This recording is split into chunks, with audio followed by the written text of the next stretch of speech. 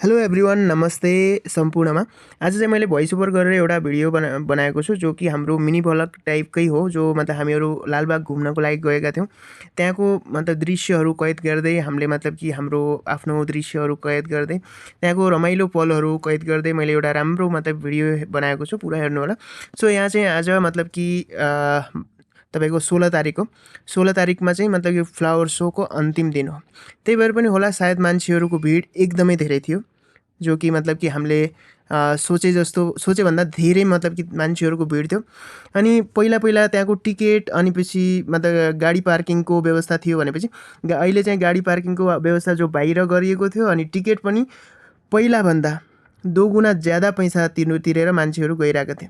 त्यहाँ चाहिँ अहिले मान्छेहरू यति धेरै थिए मतलब कि हाम्रो पुलिस डिपार्टमेन्टहरूले मतलब कि सबै मतलब कि व्यवस्थापन समितिहरूले सो मतलब कि म्यानेज गर्नु धेरै गाह्रो भइरहेको थियो। यति धेरै मान्छेको भिड थियो।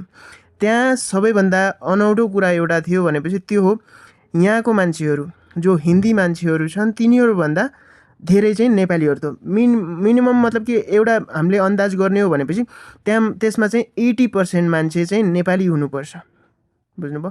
हरेक मान्छेहरू मतलब कि नेपाली, हरेक पाइलोमा नेपाली, यति धेरै नेपाली मान्छे थिए जो कि मतलब हामीले एउटा मतलब कि आफ्नो अन्दाजले हेर्ने हो भनेपछि 80% त्यहाँको त्यति धेरै पब्लिकमध्ये 80% मान्छे चाहिँ हाम्रो नेपालीहरू थियो। बुझ्नुभयो? अनि यहाँ चाहिँ मतलब कि यहाँको मान्छेहरू पनि थियो, तर मतलब कि एउटा कसैले पनि एउटा धर्म, एउटा मतलब कि जात, एउटा मतलब कि जो हुन्छ नि हामीले मतलब कि धेरै जसो मान्छेहरू हिन्दू, मुस्लिम, इसाई मतलब कि यस्तो भन्छ नि हैन। सो सबैजना मिलेर हेर्दै हुनुहुन्थ्यो। सबैजना मिलेरै मतलब कि यहाँको मतलब कि मनोरञ्जन लिँदै हुनुहुन्थ्यो। सो हामीले पनि मनोरञ्जन लियौँ अनि त्यसपछि हामीहरू त्यहाँदेखि बाहिरिँदै मतलब हामीहरू त्यहाँदेखि बाहिरियौँ भन्नुपऱ्यो।